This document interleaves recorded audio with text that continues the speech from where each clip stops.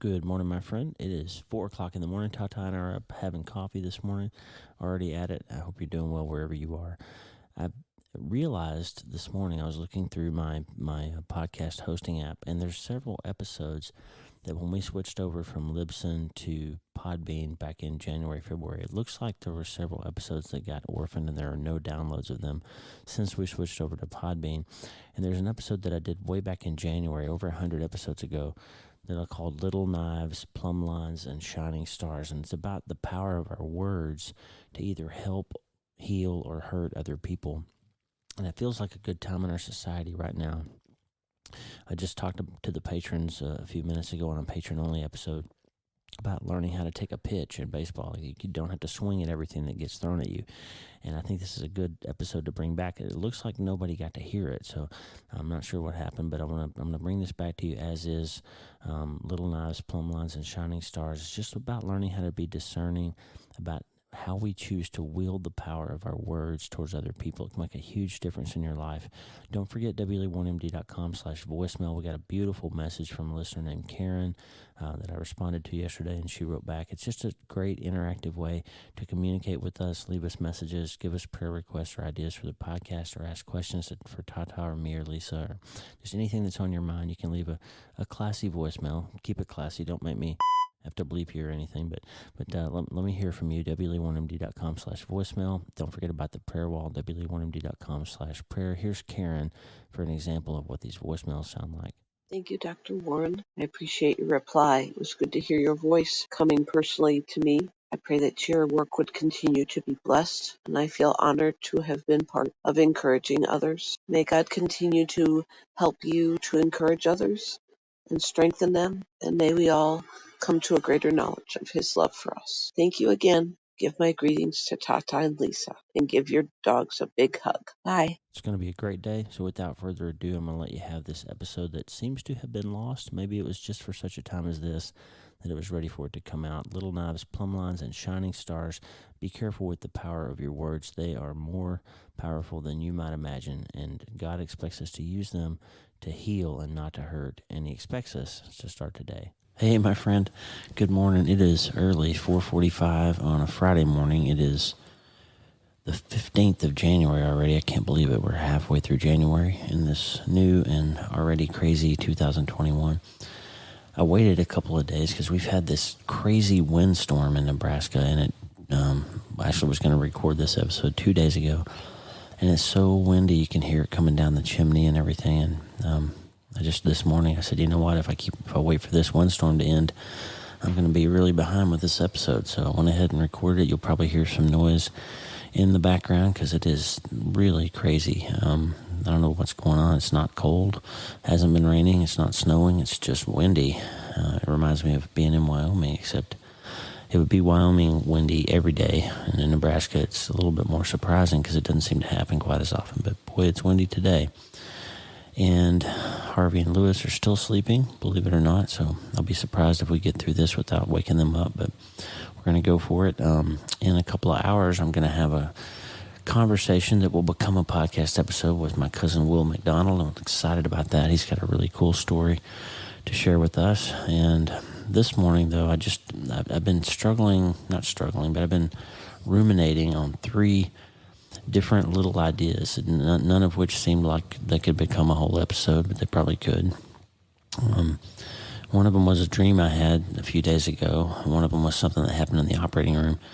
And the other one was just a thought, a societal thought that I've been having a lot lately about what's going on in the world. So just going to kind of throw 3 things at you today, not really well-developed ideas, but 3 things I want you to kind of be thinking about that maybe will become more later, but certainly I think things that can help you. Before we do that, though, I want to ask if you're reading the Bible with us. If you are following me through the podcast, you need to be connected to the community of people that are also connected to my newsletter. wle1md.com/newsletter. Highly encourage you, friend. If you like the podcast, you will love the newsletter. You will love the community that we have. You really can connect with people all over the world, and it's been a wonderful healing kind of ministry for me and Lisa as we've gone through the years since we lost our son. And this community is special. And so one thing we're doing in the community is we're reading the Bible this year in the first 90 days of the year. Now, if you haven't started yet, just pick a day and start and go 90 days. It's easy. There's a great Bible study guide, a checklist of every day's reading. It takes about half an hour each day, or if you're listening to the audio Bible, you can speed it up a little bit.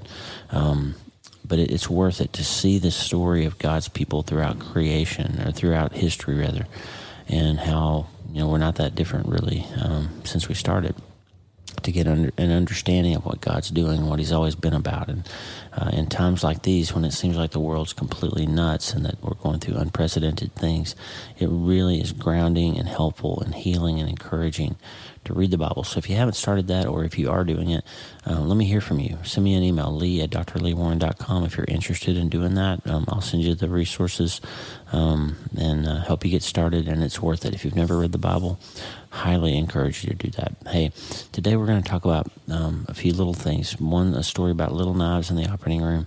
Two, a story about plumb lines and measuring sticks. And three, a story about how to be light when everything seems dark. It's going to help us become better self-brain surgeons, and as always, it'll help us start today. Hey, I'm glad to have you listening. I'm Dr. Lee Warren. I live in the super windy city of North Platte, Nebraska today with my incredible wife, Lisa Warren. I'm a neurosurgeon and an author, and I'm here to help you learn to harness neuroscience, the power of your brain, faith, the power of your spirit, and good old common sense to help you lead a healthier, better, happier life. Listen, friend, you can't change your life until you change your mind, and I'm here to help you learn the art of self-brain surgery. To get that done, you can get the show notes and more on my website at wleewarrenmd.com/newsletter. If you want to add the newsletter, wleewarrenmd.com is the website, and wleewarrenmd.com/newsletter gets you the sign up for the newsletter. If you like the show, please subscribe so you never miss an episode, and tell your friends about it. That's how we grow. We've been heard in 75 countries, and we're going fast to grow further around the world with this positive message. I'm Dr. Lee Warren. My podcast is about changing our minds so we can change our lives. And let's get after it. All right, it's pretty early in the morning. I'm going to have a little coffee. I'm not sure what you're drinking. I'm a pretty simple guy. I like the black silk from Folgers. It's dark, but it's not too bitter, and I'm having a cup of coffee in my Auburn University coffee cup. Our oldest daughter, our middle daughter rather, Kimber, graduated from Auburn. Our son Mitch attended Auburn. Our youngest daughter, Kaylin, is an Auburn graduate who's currently in grad school at Auburn. And by the way, shout out to Kaylin. It was her birthday a couple of days ago. She is in her first year of grad school. She made straight A's in her first semester. She's becoming a therapist, and they're starting to actually see patients this week. And so really proud of you, Kaylin. And boy, I couldn't imagine being more proud of what you've done with your academic career and your life. And the best thing about Kaylin, really all of our kids, the best thing about them is that they're better people. They're really good at what they do. They're really good at their jobs. They're really good with everything that they put their hands on, but they're better people, and that's the thing that Lisa and I are the proudest of. So happy birthday, Kaylin. One more thing, pray for my family. We lost my dad's little sister, my Aunt Charlotte, passed away this week. So send a little prayer out to her three daughters, Deborah, Susan, and Vicky, and to my dad and his other siblings. It's the first one of the four of them that we've lost, and it's just a hard time when you lose somebody that you love. So say a prayer for my Aunt Charlotte's family and my dad. And life is hard sometimes, so we all should be praying for each other, right? One thing that happens in med school, when you finish medical school, you take an oath. It's commonly called the Hippocratic Oath, although it's not actually truly the Hippocratic Oath. But it is an oath that we take, and one of the things that we say when we take that oath to become physicians is that our prime directive, our chief mission, the number one thing, is what they call primum non nocere, which means first, no harm. Like whatever we do, whatever I put my hand to, however I treat you, the most important thing is that I do it safely, that I don't make things worse for you. That is our prime directive. Now, I was doing a case the other day, and we always have a few minutes where we have to wait on something. So when we first scrub in the prep, the stuff we rub on the skin of the patient to clean the skin takes a few minutes to dry. It has some alcohol in it. So if you start the case before it's dried and you put the drapes down while there's still some alcohol in there, and then you use cautery, then you could start a fire in the OR. So we always have to wait a certain amount of time for the prep to dry completely, for that alcohol to cook off before we drape, to make it safe from fire hazard. You imagine how dangerous a fire in the operating room would be with all the bottled oxygen and everything going on in there. So OR fire is really dangerous, so we have to wait that prescribed amount of time for the alcohol to cook off before we drape the patient, so there's no fire hazard, right? So we're standing there and we're waiting, and then the scrub tech is arranging her Mayo stand, the little table that holds all of her instruments, and I was just kind of looking over her shoulder while I was waiting. Morgan was the scrub tech that day, so if Morgan, I don't know if you're listening to this, but I was watching you, and she has a real sort of methodical way that she lays her instruments out, very orderly, very logical, and she was laying out the scalpels. And there's several scalpels that we use in back surgery. There's a really big one that we cut the skin with. It's called a 10 blade. There's a smaller one that's called a 15 blade that we use for disc work, and there's a really pointy, sharp one called an 11 blade that we use for different things to cut really tiny stuff. And then there's a whole set of instruments that are called micro instruments, and I was just kind of looking through those, thinking ahead to the case and what I might need, what I might use here and there. And one of those micro instruments is called a micro knife, micro scalpel, really tiny. You have to put it under the microscope almost to see how sharp and straight and pointy it is.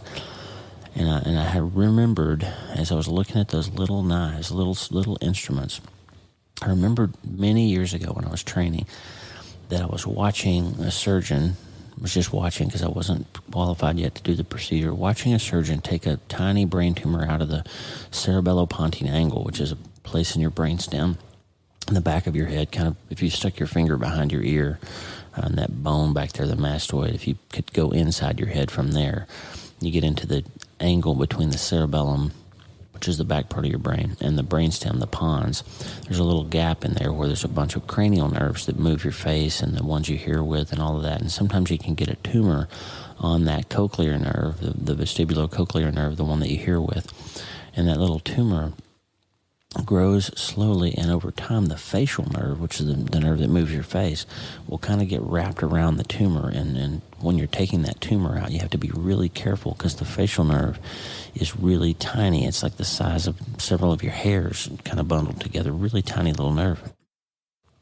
And I was watching this surgeon work, and he had this tiny little microscalpel, and the tumor was so stuck to the nerve that the nerve tore with that little bitty instrument. Now, I'm talking about a knife that's 1.5 millimeters wide, really little bitty knife. But that little bitty knife was able to cut that little nerve, and that person lost some strength and movement in their face because of that. And I always thought about that since then. It's the little knives that often do the most damage. You know, if you think about it, like most of the time in surgery, we take a big knife and we cut the skin open, but we don't really ever injure somebody with a skin knife. I mean, you could if you were a maniac. You know, if you were somebody who was not careful, you could make an incision that was too big or too crooked or too deep or could injure somebody in some way. But generally speaking, the big knives do things safely, and we're careful. We cut the skin that we sew up later, and there's no lasting harm from what happens with the really big knives that would seem more dangerous on the surface, right? But it's actually usually the little delicate stuff later in the case, the little things, the little tiny itty-bitty knives sometimes cause bigger damage than the big knives. And I was thinking about that while I was watching Morgan carefully arrange her table. And I remembered, boy, you hear that wind? Holy cow, man, it's really whipping now. But I was thinking about that, and it occurred to me, like I've told you before, in neuroscience, we know that negative words and negative experiences impact your brain about 5 times more than positive ones do. Like when somebody says something negative to you, you know, when you're a little kid and your dad calls you dumb or somebody calls you fat or something like that, you might grow up to become a supermodel or a bodybuilder, and you still think you're fat when you look in the mirror because some kid in 3rd grade called you, tubby. and later in life you still see yourself that way because that negative experience hit your brain and wired it in such a way that you remember that and you never stop believing it, even though it's not objectively true, right? So I started thinking about that idea of the little knives, and it just occurred to me that sometimes the tiniest little things that we do in our lives, little tiny things, turn into little wounds that can fester and grow into big wounds in people's lives. Sometimes little things that we do or don't do, like when your kid does something and they come and say, "Daddy, look what I built," and you're too much of a coach inside, and instead of saying, "Hey, great, that Lego, man, that's amazing truck you made," we coach them instead. "Oh, you know what, you should have done this, or you should change it to that." And that little opportunity that we have to praise them and build up their self-esteem becomes something in their mind that they should have done better. And it's just a little knife, a little tiny wound, it seems like, but it has a big impact on the inside, right? Your spouse comes to you and she says, "Hey, do I look good in this?" And you say, "Oh, those jeans are a little too tight, honey." Now, first of all, none of you listening, you're not dumb enough to have said that. But let's just say for the sake of argument that you were, that would be a bad thing. That line would be something that she remembered a long time and would probably remind you that she remembered, by the way. So don't do that. But just think about different times when you are hurting inside or you're feeling bad inside and you need just a little bit of encouragement. And you kind of muster up the courage to sort of ask for it, to hold out something to your spouse or your coworker or somebody. And instead of getting what you need in that moment, you get something else, a wound, a little snide comment, or a little bit of passive-aggressive behavior that really can create a huge injury, even though it seems like a little thing. It's just a couple of words, right? So I just want to put that in your mind, like the words, the behaviors that we have can either be healing or they can be these what seem like little knives. Fortunately, most of us in our relationships don't have, just like most surgeons don't slash people to death with the big scalpel, the skin knife, because we're not insane. Most of the time in our relationships, we're not actually doing big, harmful things with our hands. We're not punching people. We're not, breaking windows. We're not, hopefully, physically abusing people or those kinds of things. We're not usually being unfaithful or all that kind of stuff. When those are happening, they need to be addressed, they need to be handled, and they're devastating, obviously. You could really do some real damage with one of those big knives, right? And you can do real damage with your fists, your hands, your words, your deeds, your behaviors, all of that. So, but most of the time, statistically speaking, most of us aren't engaging in those big knife kind of things. We're just living life, and we're having all these moments when we can either do something good and helpful with our little knives, like take the tumor out, or we can injure someone we're supposed to love, someone we're supposed to care about. And that can create opportunities for big wins later. Because if you give your spouse, your child, your friend a lot of little wins over time, if they bring any of these opportunities and you're always the one with the encouraging word, you're always the one who's there for the right support, then that's going to bank up a lot of good in them. A lot of positive to overcome the negative that they're going to get from the rest of the world. They can learn to count on you as being the one who's always going to first, no harm, provide support and comfort and healing from them. And those series of little gifts, little wins, little good surgical application of the little knives are going to prevent some big losses in your life later. So just thinking about that, the other day we were outside Lewis and Harvey were running around and playing, and we were walking, and all of a sudden Harvey trots up and he's got a horribly decomposed dead raccoon in his mouth. And he trotted right up to us, and he was so proud. He brought that and put it right at my feet. And I could either yell at him and act disgusted and scream and yell and scare him away, and he would feel ashamed, and he would not want to come to me and let me love him and pet on him and all of that. And later that would turn into him not retrieving ducks or quail or pheasant well, because he would feel like he's not supposed to bring me something he found, right? Or I could praise him. Thank you good job, Harvey. Thanks for bringing me that disgusting dead raccoon, right? That's a little win. And I could either have turned it into a loss or I could turn it into a win. Same thing with your kids with their crafts. I looked the other day, we found there's a little Lego creature, some kind of warrior that Mitch built, and it was the last Christmas that he was alive. Mitch was a kid who always loved Legos. He loved to build those complicated Lego creations, and just as a random stocking stuffer, Lisa and I were at Target, picking out stocking stuffers for the kids, and we grabbed this one little one that was on the shelf, and we put it in Mitch's. Even though he was 18, we stuck a Lego thing in his stocking, and on Christmas Day, he built it in about 5 minutes, and he put it on his shelf. Well, then after he died, I realized that was the last Lego thing he had ever made, and so we've moved, 4 times since then. And every time we move, we bubble wrap that thing and we protect it, and it always stays on the shelf in my office because I want to see it. I want to sometimes touch it and know that that's something that my son built with his hands. And I remember when he was little and he would build something, he would always be so proud, and he wanted my approval. He was, Dad, look at what I built. And so I wanted to put that in your mind, like when you have an opportunity to use your little knives, you can do something great with them. Heal, build, restore, repair, promote health and healing and happiness and good self-esteem, or you can turn them into injuries, wounds, and just what would you like to do with that? Think about that, because there's all kinds of opportunities in your life to have little wins or little losses or big wins or big losses, and they usually happen with the little knives. You might imagine the Bible says something about this.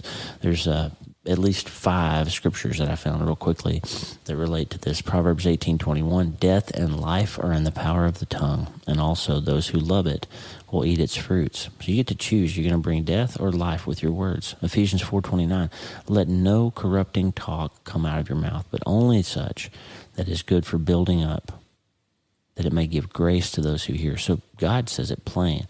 Don't say bad things to people.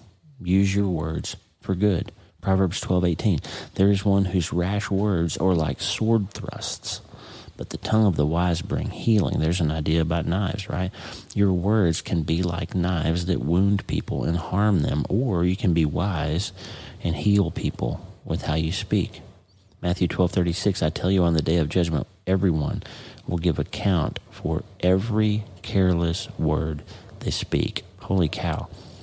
Jesus says you're going to account for the words that you speak. God gave you a host of words to say in your lifetime, and he's going to take account of them for you on the day of judgment.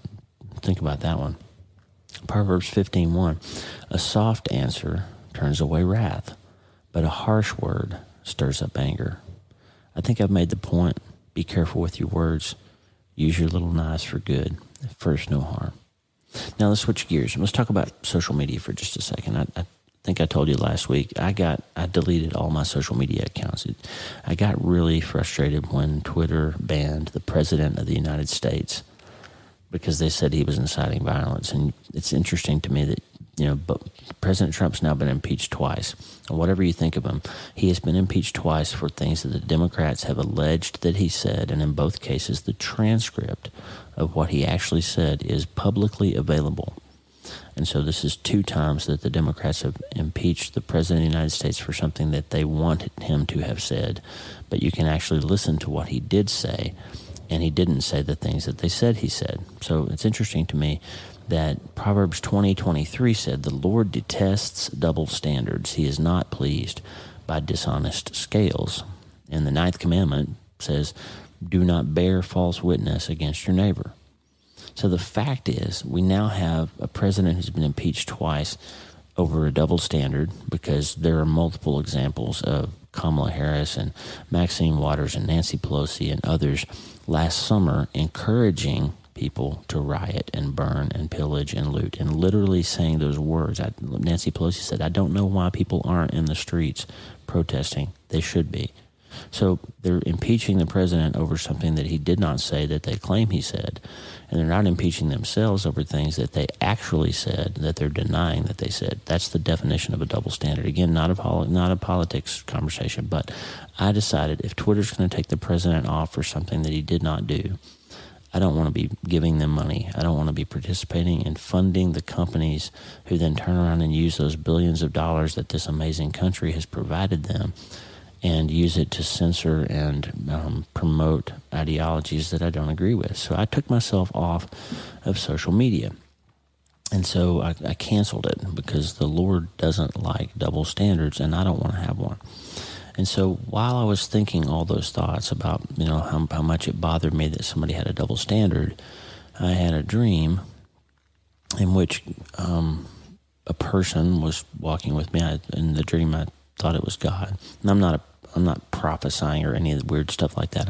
I'm not saying that this is something that's actually happened or will happen. I'm just saying it's a dream that was well timed, and for me, it made a difference. And in that dream, the person, God or whoever it was, basically held up a plumb line, which is a line with a weight on the end of it, and you can hold it up to measure and make sure something's straight, up against a standard to make sure something is actually straight and right angled and squared away like it should be. It's like a measuring stick, but a way to level and know that what you're measuring is what it should be.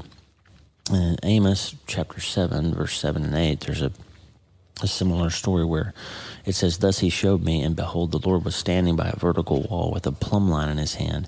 The Lord said to me, 'What do you see, Amos?' And I said, 'A plumb line.' And the Lord said, 'Behold, I am about to put a plumb line in the midst of my people Israel. I will spare them no longer." And Isaiah 28:17 said, "I will make justice the measuring line and righteousness the level. Then hail will sweep away the refuge of lies, and the water will overflow the secret place." So here I was, frustrated and mad about Jack Dorsey and Twitter and Facebook and all those guys using double standards and not being who they say they are, not telling the truth about what they're doing and why they're doing it, and not applying that same standard to other people, just taking it out on conservatives.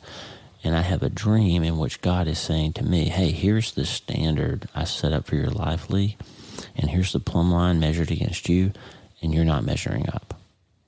And so it just occurred to me that I'm not living the way that God wants me to live in every area of my life. I bet you're not either. And I need to straighten that up. I need to plumb and square my own life away. There's Harvey and Lewis waking up. We get so wrapped up sometimes in what's happening outside, like to other people and other places. And we talked a little bit about that last week with the idea of, God in the Old Testament gave the people instructions to carry a shovel with you so you can clean up your own mess. And don't be so concerned about your neighbor's mess. Be worried about your mess. And if all of us would square ourselves away, if all of us would line ourselves up with the plumb line that God's holding out, because by the way, God never changes, right? His eternal word and standard are always true. And so if we always would go back and square our own life away before we worry about somebody else, we'll be happier, first of all, because you're more happy when you focus on fixing what you can fix, what you have control over, putting things right where you can, than when you get this idea that everything's bad and you can't control anything and there's no way you can make a difference and all of that stuff. You get frustrated, you get depressed, you get anxious when you focus on things you cannot control. And so the message for me, and I think the message I'm just trying to share with you a little bit today, is don't worry so much about other people and their double standards or their problems or their issues. Worry more about making sure that you have nudged your life as close to the line of what God has laid out as being level and true for you where you are as you can be. Now, with all this darkness, and in a time when it seems like evil is winning and everything seems dark and bad and dangerous, and our form of government is changing, and we're worried about our freedoms and all those things. None of those things are untrue. But what are Christians supposed to do? Unless you're actually a U.S. senator or a Supreme Court justice or a president or somebody who's actually going to put your hand on the levers of power and make big changes like that. If you're just a normal person like me, sitting in your windy house in Nebraska or wherever you are, what can you do to make a difference, right? Well, first, clean up your own camp, make a difference where you are, line yourself up, plumb yourself up, use your little knives wisely, try to make a difference around you to the people that are in your world that you've been entrusted with to make a difference for. But what else can you do? Should we just hide? Should we just quit? Should we just disappear? And I started thinking about that with social media. What if all the Christians left social media? Then what happens? There's no light there, right? So that's not the exact right answer. And what Jesus said in Matthew chapter 5, and by the way, the Sermon on the Mount is the name of the famous sermon that Jesus preached in Matthew 5, 6, and 7. If you haven't read it, or if you haven't read it in a while, anytime you start to wonder what you should be doing in your life to make a difference and make your life better and please God more with your life, read the Sermon on the Mount. Take 15 minutes and read those 3 chapters, because they never change and they never stop being an amazing guide for life. But in Matthew 5, starting in 14, here's what Jesus said. You are the light of the world. A town built on a hill cannot be hidden. Neither do people light a lamp and put it under a bowl. Instead, they put it on a stand, and it gives light to everyone in the house. In the same way, let your light shine before others, that they may see your good deeds and glorify your Father in heaven. Jesus says, you're the light. This is a dark world. There's bad stuff happening, and people need to see the light. In my office, here in the house, there's a dimmer switch on the light, and when I get up in the mornings, I try not to wake the dogs up. I turn that light on with the dimmer all the way down, and then I just really slowly bring it up until it's kind of slowly getting brighter, and then there's a point where all of a sudden, bam, I can see everything. It's just bright enough that I can see and I can navigate the room and not trip over something the contractor's left a bucket of paint out or something. I can see because there's enough light that all of a sudden the world is clearer now for me. And I realized, what if all of us just started turning our lights up just a little bit, just a little bit brighter right where we are? What if all of us did that? Would the world all of a sudden, bam, get a little bit lighter? Because the light can triumph over the darkness. Darkness cannot prevail against even just a little bit of light, friend. So if you can shine your light wherever you are, Jesus said, that city on the hill, the lamp on the stand, cannot be hidden. And there's also this, Philippians 2, starting in verse 14, Paul says, do everything without grumbling or arguing, so that you may become blameless and pure, children of God, without fault in a warped and crooked generation. Then you will shine among them like stars in the sky, as you hold firmly to the word of life. Here's a theory I have, friend. I don't think anybody who's trapped in darkness is happy. I don't think anybody whose life is all about power or money. I don't think anybody who's involved in trafficking other humans. I don't think anybody who's involved in selling drugs or doing all those bad things. I don't think they're happy. I don't think they're fulfilled. And I know they're not, because they were created for something more. And we will never win against the darkness by yelling at people and telling them that they're the darkness. We'll never win against people who don't have a moral compass by yelling at them and telling them that they need to have a moral compass. They don't agree with you. What they will respond to eventually is if we just keep shining light. If every time you have an opportunity to minister, you do so. If every time you have an opportunity to show that you are squared away and you are true, and every time you have an opportunity to wield your power of your little knife, you do so in a way that brings life and not death, that brings healing and not harm. If you are a person who always shines the light, then over time, somebody will notice. I get letters every week. Lisa and I get letters every week from somebody somewhere who's hurting, and they say, something you said on the podcast made a difference for me today.